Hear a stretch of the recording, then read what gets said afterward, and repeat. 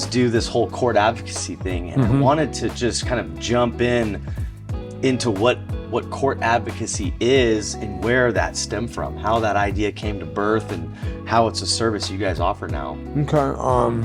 Well, it came from, I was working for the county up in Oregon, and it was one of my job titles was to accompany our clients to court that had drug and alcohol, charges that were going through our residential program.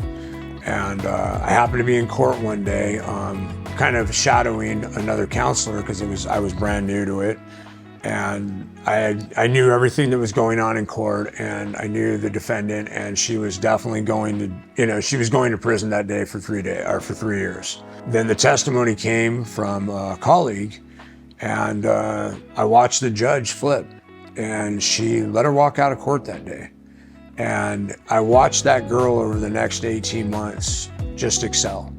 And I am pretty positive that if she had been taken into custody that day, that life would have turned out much different from her. Instead, she got her kid back, she got a great job, got her own place. She just moved on with her life. It was a bump in the road. She took advantage of what my colleague was able to do, and it was solely based on the testimony of my colleague that turned it around. I mean, it definitely upset, the prosecutor, because the prosecutor wanted her put away.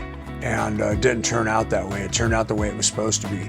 Real rehabilitation had been accomplished. For Phoenix Rising and court advocacy, it's simple. It's rehabilitation over incarceration. What that means is that we take our alcohol and drug cases, and they usually come via our interventions. And during our initial assessment, we want to find out if there's any criminal activity going on. Because when they come in, we do a biosocial assessment anyhow. And we want to know what the criminal charges are, and if there's something that we can work with, then we start, moving to build a case for rehabilitation. Our files are very extensive. They have to do a lot. We drug test. They have to go to meetings, 90 days, 90 meetings, because that's what the courts want to see. They work with me 2 to 3 times, minimum, actually 3 times a week, usually for a couple hours. All of it is documented in very, very extensive progress reports. They got to do therapy twice a week with Aaron so that they can get to the real core of, their mental health and stuff. Set them up with medical appointments, a lot like what we do with our privatized service, but this is a lot more documentation. This is a lot more paperwork, because we have to show the judge what rehabilitation looks like.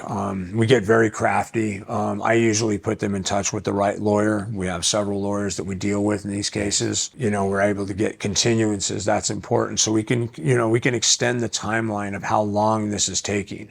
So we don't have a prosecutor going, well, anybody can get sober for 3 months or 30 days.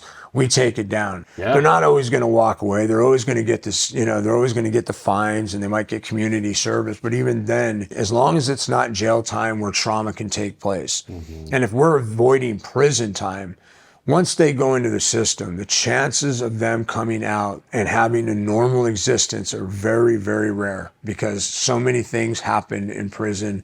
That's when they can become a real criminal in there. Basically, what we are doing is we're taking that baseline crime, and we're creating so much evidentiary proof of rehabilitation that it absolutely buries the crime, because now you're looking at the rehabilitated person, not the isolated 1-time or 2-time drug fueled or alcohol fueled crime that was committed, when that person was not in their right state. Now in their right state, they've rehabilitated, they've re-entered society, they're producing, they're productive, and they're back with their families, they got their children back. And we're showing the courts that. And when you show them that kind of proof, what's a court going to say? Now it's time for the rehabilitation. We're going to put them in prison. They've just shown you that they have rehabilitated. In the case that court advocacy fails and we put a person away, for a drug-related charge, for sailing, you know what I mean? They get caught for transportation, which happens all the time. That's usually the main reasons that somebody will get put into prison. Now, when that happens, You have taken somebody that was mid-level, a lot of times just, selling so that they could support their own habit. Now you've put them into a situation where their life is on the line. They're going into a breeding ground for real criminal activity. They're coming into a situation that they're going to get really traumatized. And you know what?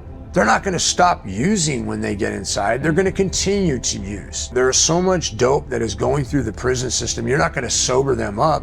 And the problem is, even if you could, there's no rehabilitation services inside to keep them clean. The system itself is broken. That part of the system is never going to get fixed, and they don't want it fixed because it's high dollar amounts that keep those prisons open, and we need the bodies. That's what they say in courthouses across the country, and specifically in California, where we hold the highest percentage of inmate incarcerations. So what you got is you're continuing to flood the system with men and women who, if given rehabilitation, could have avoided that altogether. Instead, you're creating more addiction. You're creating more criminals, who are eventually going to make the street. And you know what? Then they're going to be beyond rehabilitative help. Get them now while you can with court advocacy, or watch them go through the cracks and never come back. And that's such a heavy burden on the families that are left behind. And that comes from personal experience.